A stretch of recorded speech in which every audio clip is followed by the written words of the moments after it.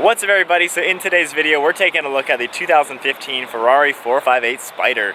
Huge thank you to Foreign Car Charlotte, they're providing this vehicle for today's video. I'll have the link to their website in the description below. Brand new Bentleys, Maseratis, Aston Martins, and Alfa Romeos, and then an amazing selection of used supercars just like this Ferrari. Now I just finished driving and filming the McLaren 650S. That car, 2015 just like this, 8,000 miles just like this one. However, this is about $40,000 more expensive. So why are Ferraris still more expensive than what I would assume is a competitive car? And after driving the McLaren and now taking a look at this car, it just makes me wonder, have people forgotten about the 458? Is there something about it that the other cars don't have that this is just something very, very special? So it seems like with a bunch of YouTube channels lately, a ton of people are filming and buying the McLaren 570S and the Lamborghini Huracan. Those seem to be the absolute most popular supercars in today's world. So it leads me to wonder, have people simply forgotten about the 458 or is it still relevant? So we're just going to take a quick look at the car inside now just to see what it has going on. We'll go ahead and just take a look at the interior. This one has a really cool looking interior. I love all the yellow accents. We got the Daytona seats with the yellow inserts, all yellow stitching. Really cool Ferrari logo on it.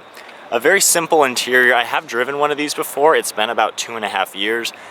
So we have all the controls on the steering wheel, more yellow stitching. We'll take a look at the interior a little bit in more detail in just a second, but we'll go ahead, pop the engine compartment. So with the Spider, you don't get the transparent cover like with the Coupe, but we'll go ahead and at least see what we can see. You can see a little bit into the engine, a lot different than the Coupe model, of course. But this is a naturally aspirated 4.5 liter 8-cylinder engine. So this car produces 570 horsepower and then 398 pound-feet of torque. And then just like the McLaren, we have a 7-speed twin-clutch gearbox, rear-wheel drive. So with this car, we still have the traditional turn key in the Ferrari red color. Go ahead and unlock it. A lot easier to get in and out of comparing it to the McLaren. Really sweet looking interior, pretty simple. We do have a lot of stuff going on with the steering wheel. So we have a really cool design, leather steering wheel, flat bottom design, not really perfectly round. It kind of has some edges to it, which is really neat. We have your turn signals on each side. Your horn is actually right here. This is to flash the headlights. We have your bumpy road selection, obviously your engine start stop button, all of your windshield washer controls, and then this is your various drive selection, race mode, turning traction control off, certain modes like that. We'll probably keep it in race and sport. We have really large paddle shifters. Now these are mounted on the steering column rather than the steering wheel. So I'm used to the GTR, which are steering column mounted, which is what this car is. It was pretty neat driving in the McLaren, which were on the steering wheel. Definitely a totally different dynamic. Pretty aggressive looking dash. We have a lot of different lines to it, a lot of layers. It's kind of a leveled looking dash, just very up here, down there, just kind of unique looking. More controls over here for the right screen. Pretty easily laid out, and then a little bit of storage here. Not really the best cup holders, but you can definitely fit a nice water bottle right there. But overall, it's a pretty cool interior in here. Just like the McLaren, not really too much going on. We do get a storage shelf behind the rear seats. The McLaren did not have that, so that is nice. And we do have a glove box. So this opens up, get a little bit of space, pretty much for like wallets, maybe a phone or two. So now, unlike the other cars, this does not have technical push start. So we do have to insert the key.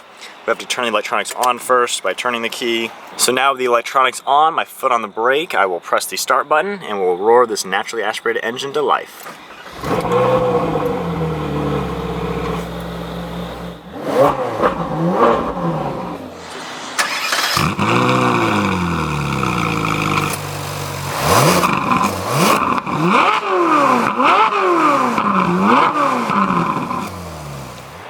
So already I am finding a pretty good difference between this and the McLaren.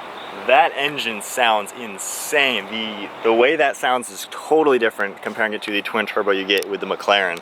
So already I think we're getting somewhere to see why this car is so special and why it's more expensive.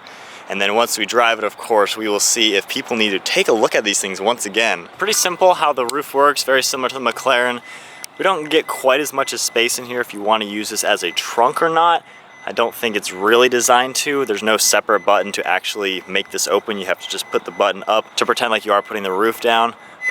So this is just the button, either push it or pull it up.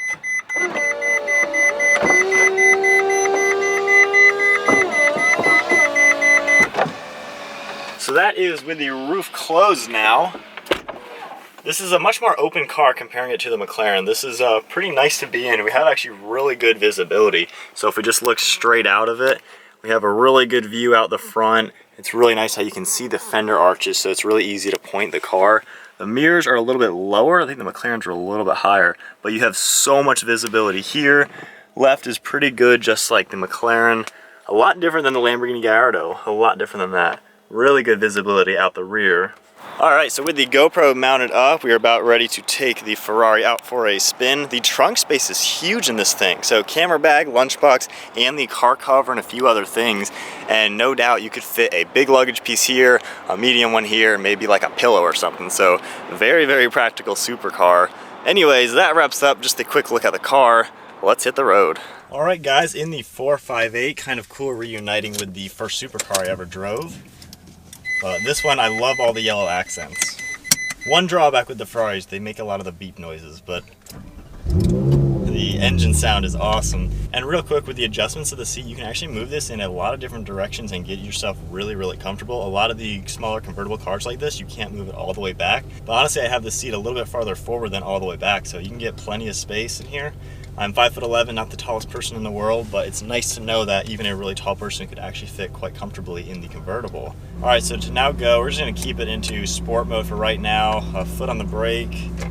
So now we're in first gear, and that should be just automatic. I think, yep, so giving it a little bit of gas, I'm guessing either disengages the parking brake or just disengages the brake. Electronic steering wheel, so I'll move that where I want it. Alright, so getting the 458 now out on the road. First thing, the transmission is buttery smooth. I cannot even tell that it's shifting. Really smooth ride. We're only going about 30 miles an hour, so nothing crazy, and it's a really smooth road, but this is really smooth. The steering is a little bit heavier feeling than the McLaren, which is kind of nice. Okay, turn signals take a little getting used to, just a button with your thumb. Instantly, at about 2,900 RPM, the valve opens in the exhaust. I'm sure you can hear that a little bit.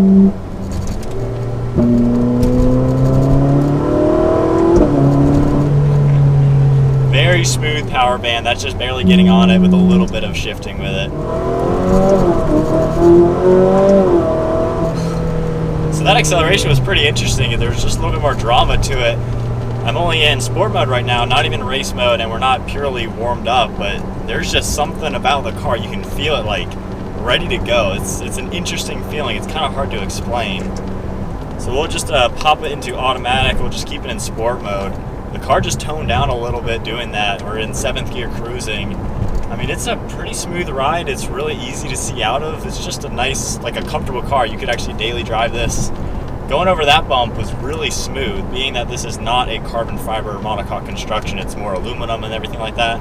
It's a little bit more forgiving for the daily driving aspects to it. And then we'll go ahead and put the rear window down, and then we'll take the top down a little bit later. But it's nice to have that. You can just feel the wind there. We'll put it back into race mode.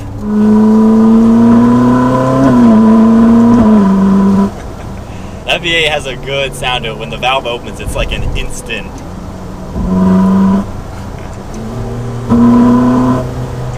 So one thing kind of cool with this car, there is the drama to it. Like, not saying it's a clunky transmission or a clunky car to drive, but there is a mechanical feel to it that you don't get in the McLaren. It's just the way the transmission is shifting. When I downshift it and slowly get on the gas, it feels like you kind of have to work for it to drive perfectly smooth. Not saying it's a car you can't drive easily and really smooth, but it's neat that this car does have the drama, because it's a supercar. You want your supercar to have the drama. While it's nice that the modern day supercars can be daily drivable if you want to, you also want them to have something that your normal car simply cannot have.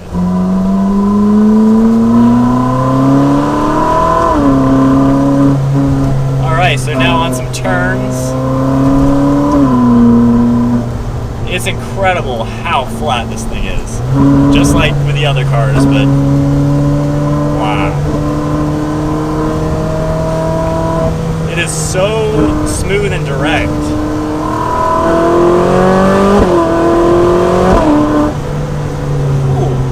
Now that really, like, it pops in between gears, and it kicks you a little bit.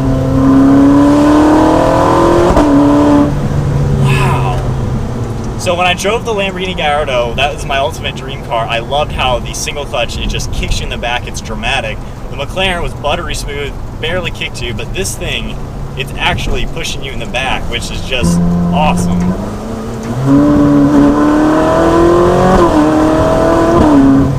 Man, that's something that you're getting with this car, having the old school feel of it compared to the newer ones. You get some drama, which, man, I'm liking this thing. So now let's put the top down, because I'm sure that'll even sound even better. I believe we just pull the button. The thing I love with these hardtop convertibles, they just go up and down so quickly. With them up, it's like a coupe, you can't even tell you're in a convertible, and then with them down, you're in a roadster cruising with the top down. So that is just so nice right there. All right.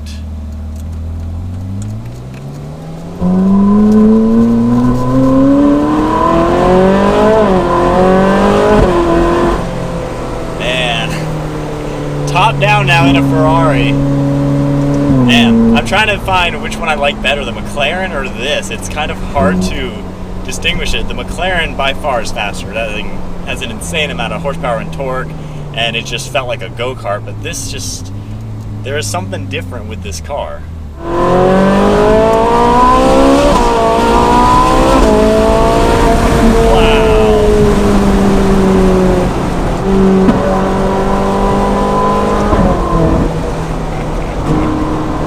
Acceleration, this thing gets up and goes. That is a quick car for sure, and the sound it makes, that is unreal. And now as we just cruise on the highway, it is a smooth ride, just like I was expecting. Top down, it's got a good amount of wind in here. There is something with this car that is really, really cool. Little bridge underpass.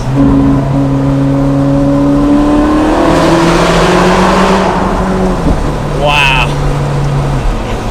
I thought the McLaren sounded amazing, but that is the naturally aspirated. You just can't beat it. There's something about it that just makes these things so special, and I can see why this is a more expensive car. This is really cool. There's just a driver focus, a pure like supercar feel to it. That downshifting. Wow.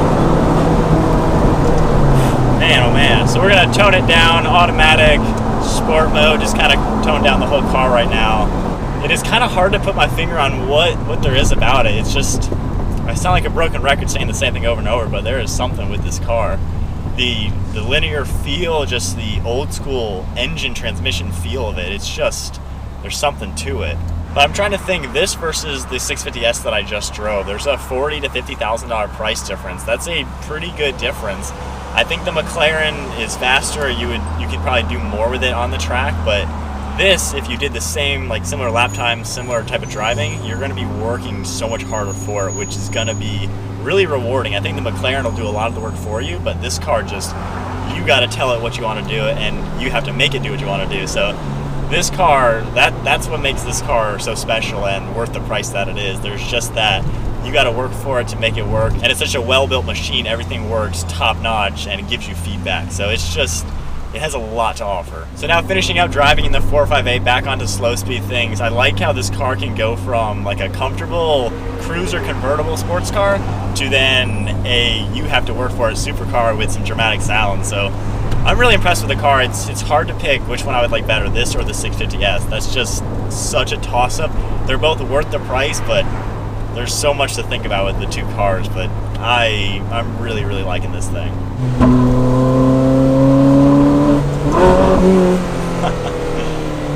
Alright, train tracks. Not bad. It's nice how nicely they go over train tracks. So we'll do one last acceleration to finish up the 458. Man, I like this.